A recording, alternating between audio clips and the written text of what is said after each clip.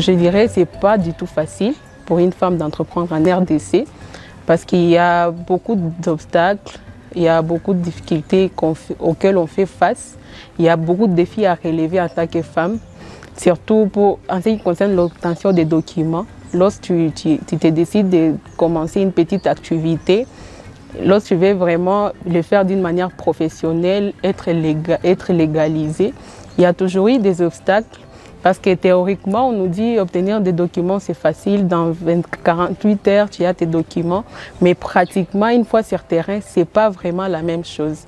La théorie et la pratique, c'est différent en tout cas. Ce que je peux dire aux femmes, premièrement, les femmes doivent se faire informer, doivent être informées.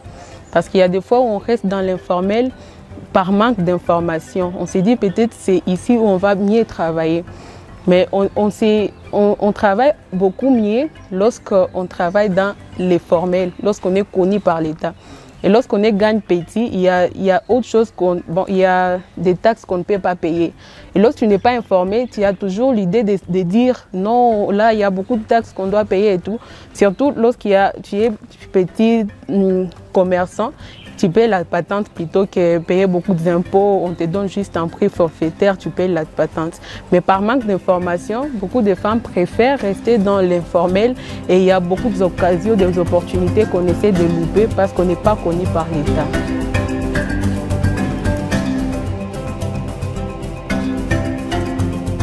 On a toujours eu il y a toujours eu des impressions que les gens, il y a des impressions, les gens font des impressions concernant les femmes qui entreprennent. La plupart des cas, on dit qu'il y a des hommes derrière, ce sont des activités soutenues par les hommes. Des fois, c'est juste une couverture qu'on est en train de faire. Entreprendre pour une femme, c'est une couverture. Mais moi, personnellement, je vais dire, ce n'est pas pour tout le monde, c'est pas tout le monde. Et les préjugés là ne doivent pas limiter une femme d'entreprendre. Lorsqu'on sait réellement ce qu'on veut, lorsqu'on sait là où on est en train d'aller, lorsqu'on sait qu'il y a une solution qu'on veut apporter dans notre pays, aussi dans le monde, cela ne peut pas nous empêcher d'entreprendre et de montrer ce à quoi nous sommes capables. Parce que le monde a vraiment besoin de nous.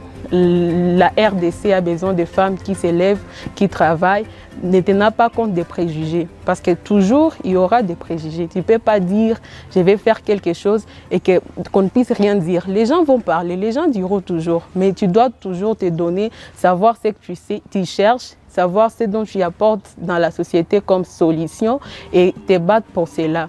Essayer un peu de t'éloigner des dires des gens parce que les gens diront toujours. Mais toi, tu dois d'abord savoir en tant que femme ce que tu veux et où est-ce que tu veux aller.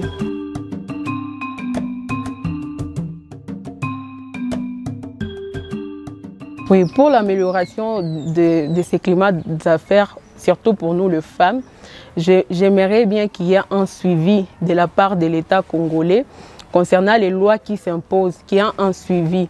Parce que théoriquement, il y a des choses qu'on essaie d'apprendre. On apprend qu'au niveau du guichet unique, tu peux avoir facilement des documents. Il y a beaucoup de choses qu'on apprend théoriquement. Mais sur pratique, ce n'est pas vraiment pareil. Alors, je suis en train de suggérer à l'État congolais de faire un suivi de près concernant les lois qu'on essaie d'établir pour l'entrepreneuriat et qu'on essaie un peu de faire le suivi de cela.